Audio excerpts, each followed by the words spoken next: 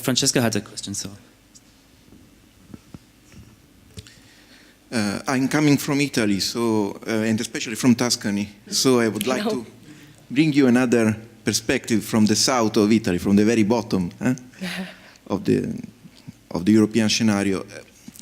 I don't know if, but for sure I would like to say my opinion on the how participation and e-participation can help democracy. My answer is by making government better.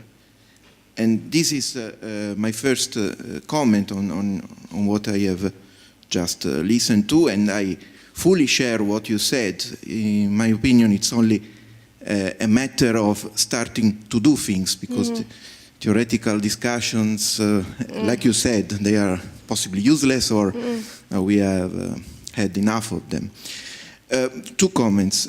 First of all, to make good government now becomes, in my view, more and more to involve citizens in a non-formal way on all the public services that cannot by themselves be provided by the government only.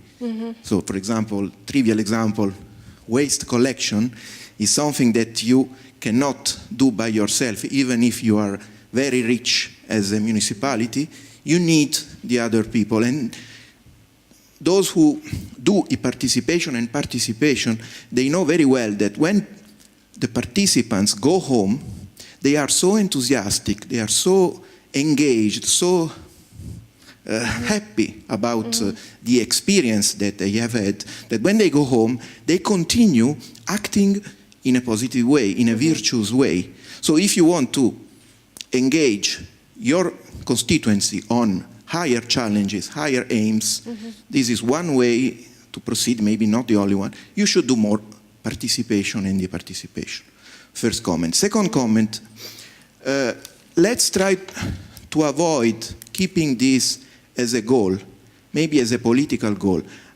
I know that the first thing that we think of when we speak about participation is how far, and I am coming from Italy, how far institutions are from the citizens, how difficult it is for young people, for the excluded to become more integrated into the political process. So participation seems to be the way, the answer, the passage towards more democracy. But this, for me, is not the right way to put things, or at least what we have done so far is to put it in this way, and it has not worked fine, in my view. It has not done good to the interests, to the sake of participation. So again, let's change it into a policy tool, a policy instrument to produce good government, rather than a political goal. And again, final comment, I come from Italy. When in Italy we want not to take any decision on a given issue, we speak about it a lot.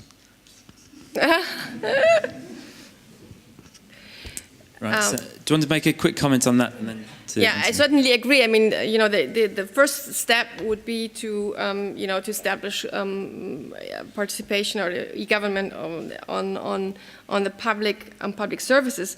I wouldn't dismiss, though, the possibility of participation, not only e-government, to organize and structure will formation.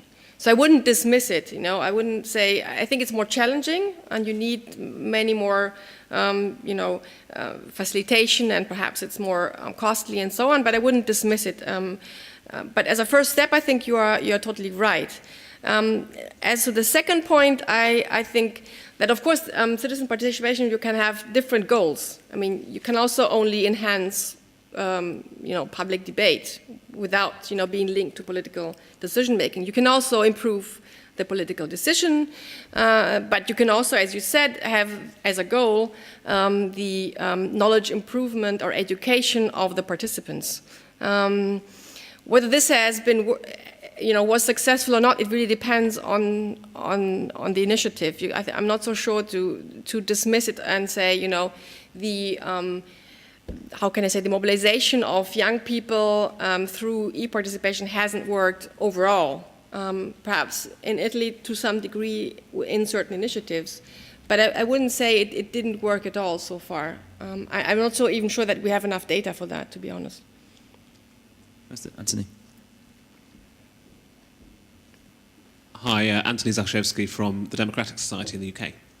I love the idea of the Internet of Citizens. I think it sparks lots of ideas for me, which I'd just be interested in, in mentioning. First is one of the things that makes the internet is that there's a very small number of people setting common standards that everyone abides by in terms of transmission of ideas, transmission of data. And also, it depends on a lot of voluntary effort. I mean, all those lolcats don't write themselves. You've got people out there who are making them using that, what Clay Shirky calls their cognitive surplus. And I'm interested, maybe one of the conversations we can have in this group later is, how do you create things that make that cognitive surplus useful and enable people to participate in small amounts of time, when they're on the train home, when they're on the bus or whatever, rather than having to sit in a room for 3 hours with an agenda. Mm-hmm. The other thing I thought was interesting, I maybe challenge a bit, is that both of the talks that we've heard, which I thought were brilliant, were focused on a government to citizen or citizen to government type relationship. Yeah. And what I'd much rather do is try and open out the space in the middle and create a kind of shared environment over which the state and the citizens feel a common responsibility. Because I think that's the boundary where the interesting stuff's going to happen, not in a kind of not in a decision-making mode, in creating an environment in which positive civic action can happen without government being involved at all. Mm-hmm. Well, thank you very much. I found these 2 points very, very interesting. The first is, of course, you're right. I mean, there are very few people, and the effort is enormous if you want really to participate.